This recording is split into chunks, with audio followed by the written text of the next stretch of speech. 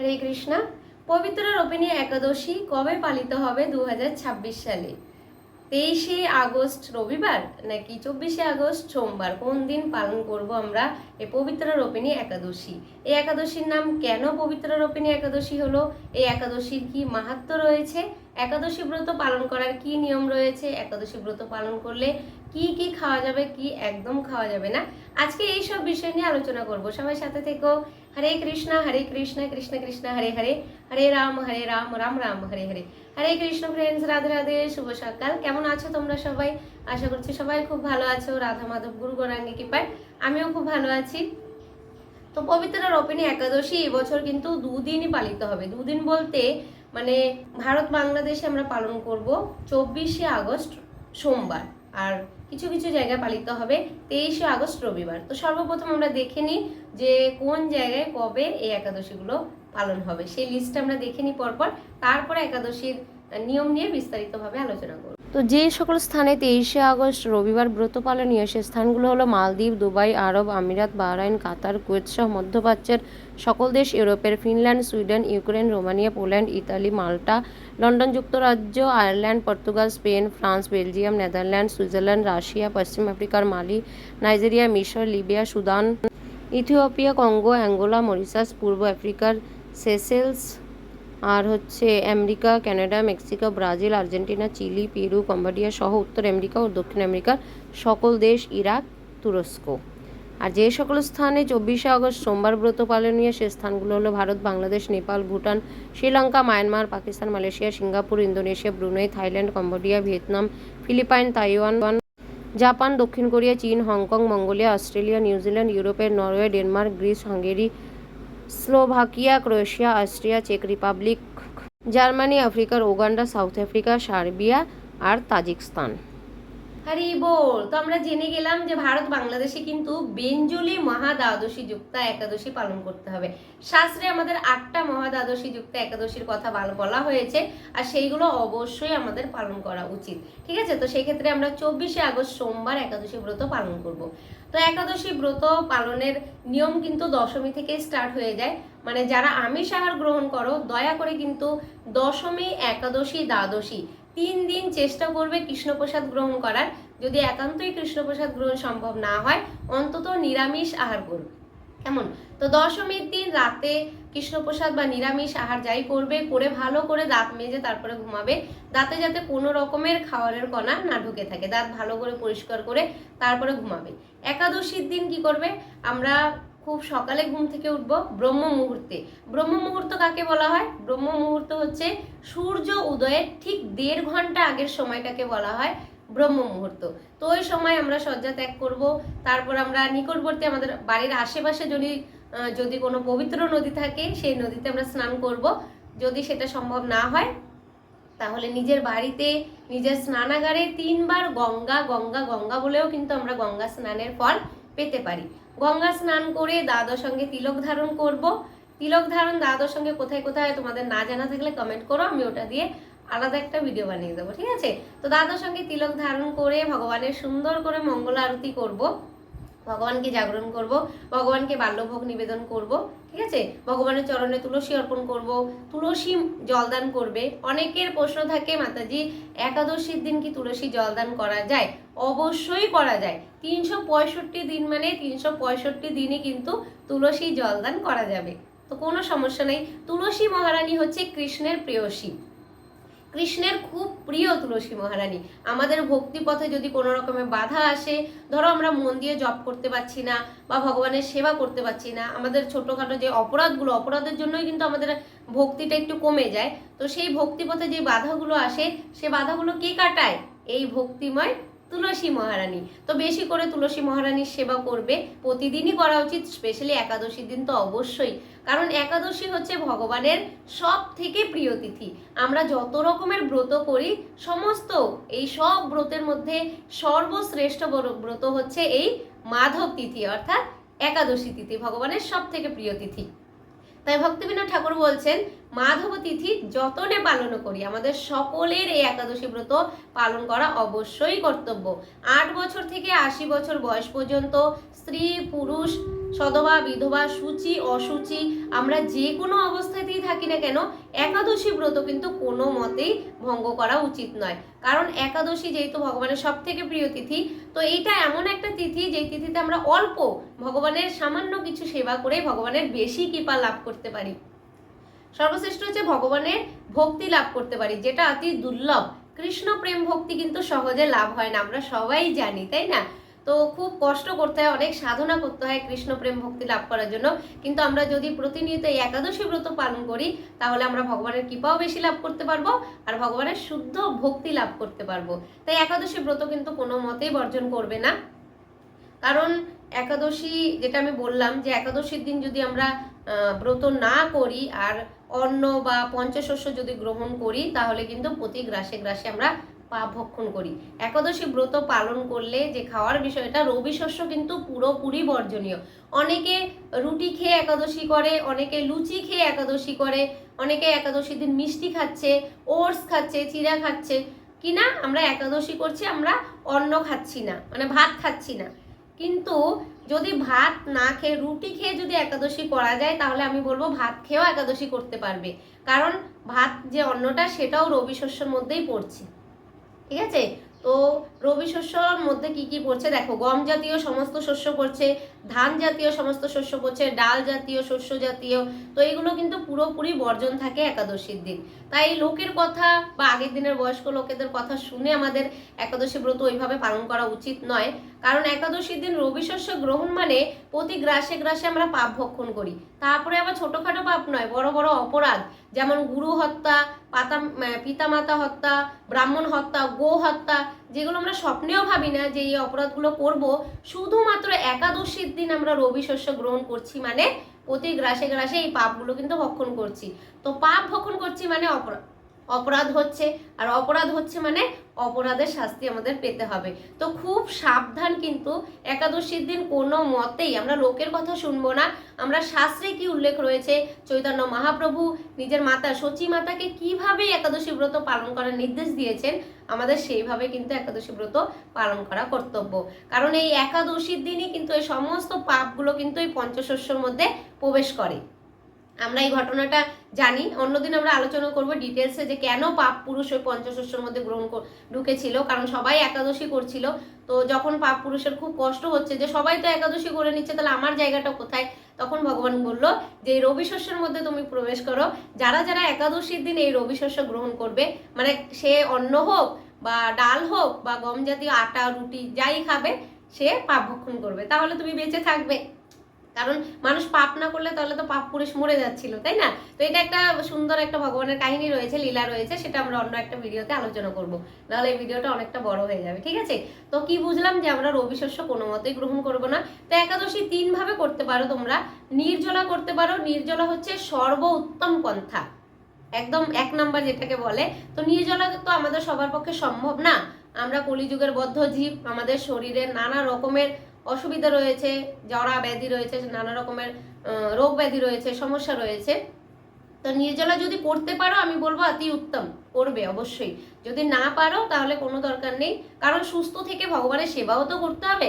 দেখা গেল আমি মনে ভেবে নিয়েছি যে আমি নির্জলা একাদশী ব্রত পালন করব, ঠিক আছে, কিন্তু আমি জব করতে পারছি না, সারাদিন শুয়েই থাকছি, ভগবানের সেবা করতে পারছি না, ভগবানের জন্য রন্ধন করতে পারছি না, তো ভগবান কি খুশি হবেন? খুশি হবেন না, তাই না? তো শরীর সুস্থ রেখে নিয়ম মেনে আমাদের ভগবানের সেবাও করা উচিত। তো নির্জলা যদি না পারো, নির্জলা করবে না।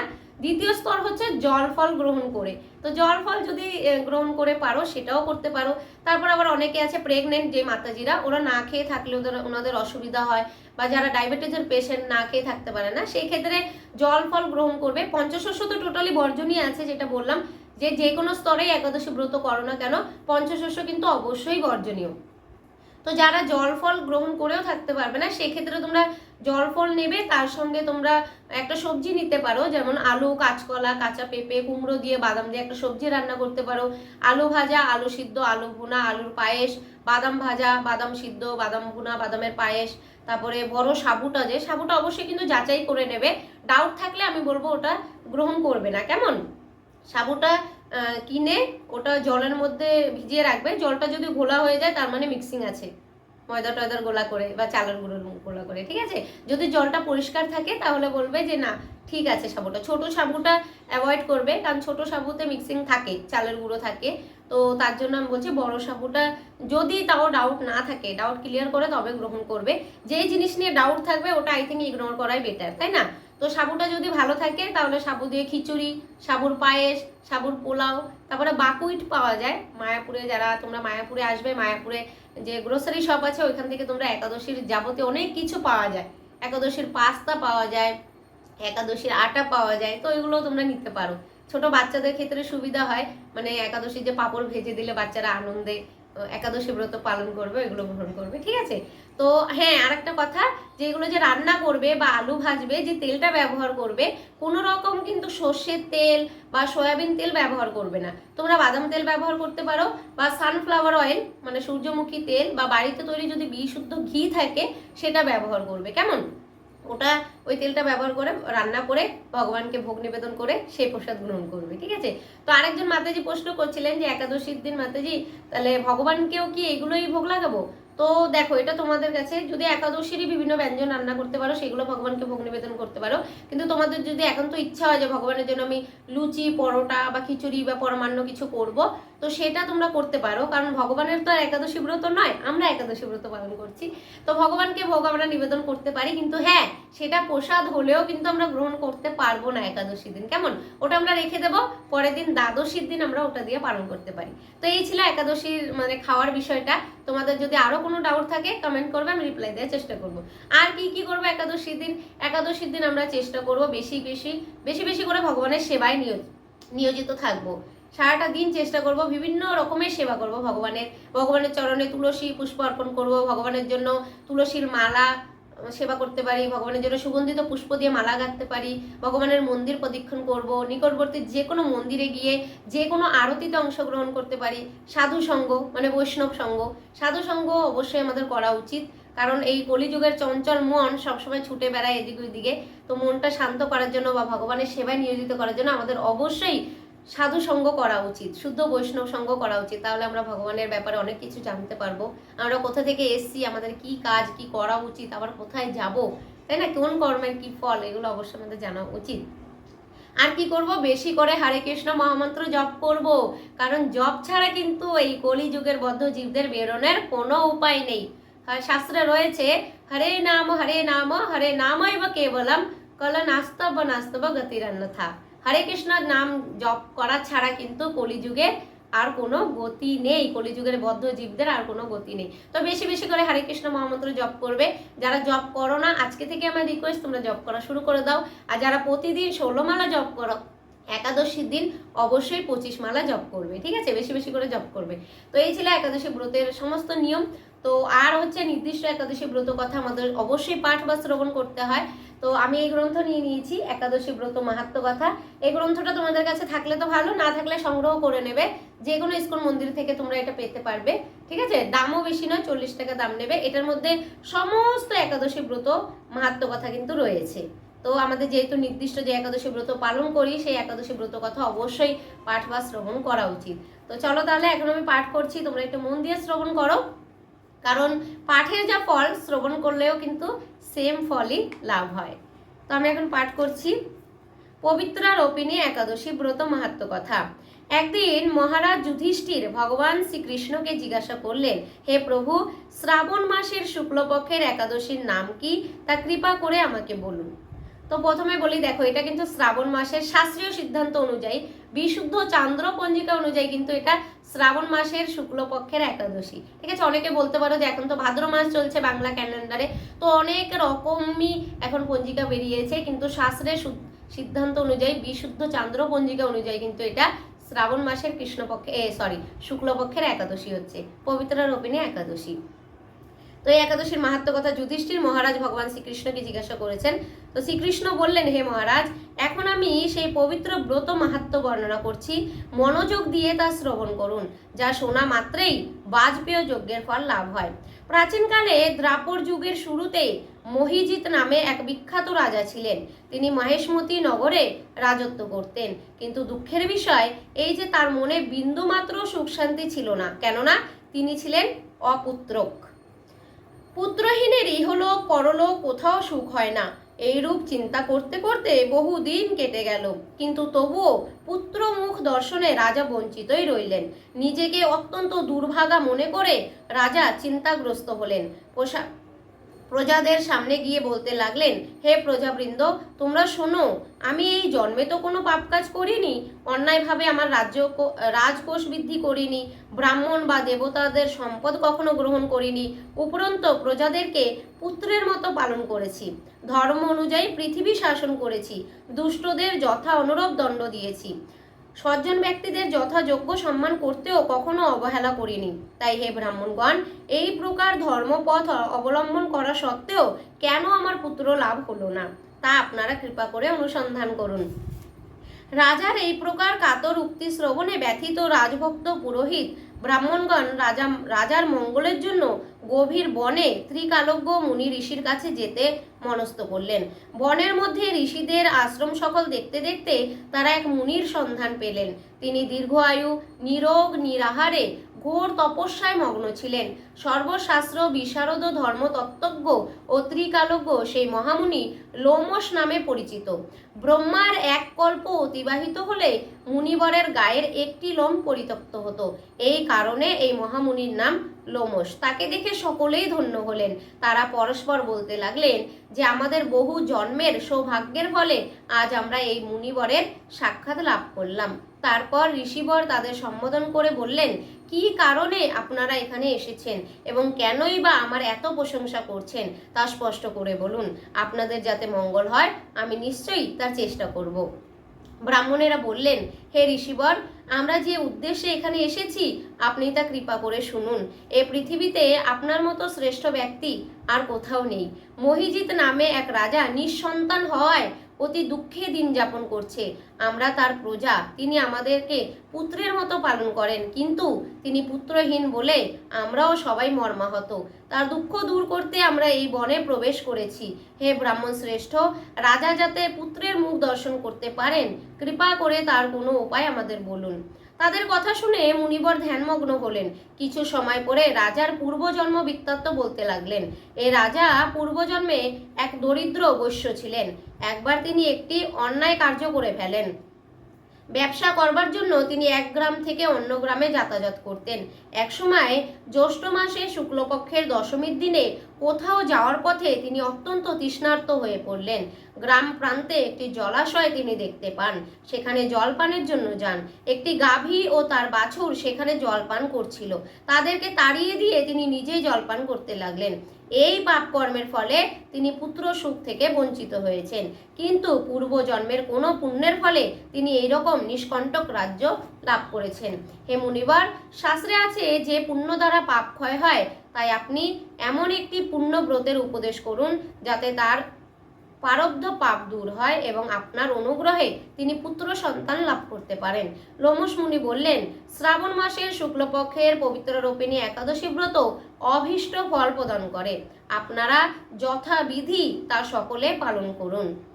লোমশ মুনির উপদেশ শুনে আনন্দ চিত্তে গৃহে প্রত্যাবর্তন করে তারা রাজাকে সে সকল কথা জানালেন। তারপর সকলে মিলে মুনির নির্দেশ অনুসারে ব্রত পালন করলেন। তাদের সকলের পুণ্যফল রাজাকে প্রদান করলেন। সেই পুণ্য প্রভাবে রাজমহিষী গর্ভবতী হলেন। উপযুক্ত সময়ে বলিষ্ঠ সর্বাঙ্গ সুন্দর এক পুত্র সন্তানের জন্মদান করলেন। ভবিষ্যত্তর পুরাণে এই মাহাত্ম্য বর্ণিত হয়েছে। এই ব্রত মাহাত্ম্য যিনি পাঠ বা শ্রবণ করবেন তিনি সমস্ত পাপ থেকে মুক্ত হবেন এবং পুত্র সুখ ভোগ করে অবশেষে দিব্যধাম প্রাপ্ত হবেন। হরি বল।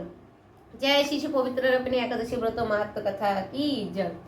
তো দেখো, এই একাদশী ব্রত মাহাত্ম্যের মাধ্যমে আমরা জানতে পারলাম যে যাদের এখনো সন্তান সুখ লাভ হয়নি বা যাদের সুসন্তানের আশা রয়েছে, এমনিতেও সবারই এই একাদশী ব্রত পালন করা উচিত। স্পেশালি যাদের মনের মধ্যে খুব কষ্ট রয়েছে তারাও এই ব্রত পালন করতে পারো, অবশ্যই সুসন্তানের প্রাপ্তি হবে, তাই না? ভবিষ্যতের পুরাণে শাস্ত্রের কথা, এগুলো আমার মুখের কথা নয়। তো যাই হোক, তো নিজেও একাদশী ব্রত পালন করবে, নিজের আত্মীয় স্বজন বন্ধু বান্ধব সবাইকে উৎসাহিত করবে একাদশী ব্রত পালন করার জন্য। তো যারা ভারত বাংলাদেশি রয়েছে তারা অবশ্যই পালন করবে 24শে আগস্ট সোমবার পবিত্র রোপিণী একাদশী ব্রত। অবশ্যই, ঠিক আছে? তো আজকের ভিডিও তাহলে এখানেই শেষ করছি। ভিডিওটি তোমাদের কেমন লাগলো জানাতে ভুলো না, ভালো লাগলে লাইক শেয়ার কমেন্ট করে পাশে থেকো। আর তোমাদের যদি একাদশী ব্রত নিয়ে কোনো ডাউট থাকে অবশ্যই কমেন্ট করবে, আমি রিপ্লাই দেওয়ার চেষ্টা করবো। তাহলে সবাই ভালো থেকো, সুস্থ থেকো, কৃষ্ণ ভাবনাময় হয়ে থেকো। হরে কৃষ্ণ কৃষ্ণ কৃষ্ণ হরে হরে, হরে রাম রাম রাম হরে হরে। চ্যান্ট হরে কৃষ্ণ মহামন্ত্র, be happy, Hari ball, Radhe Radhe.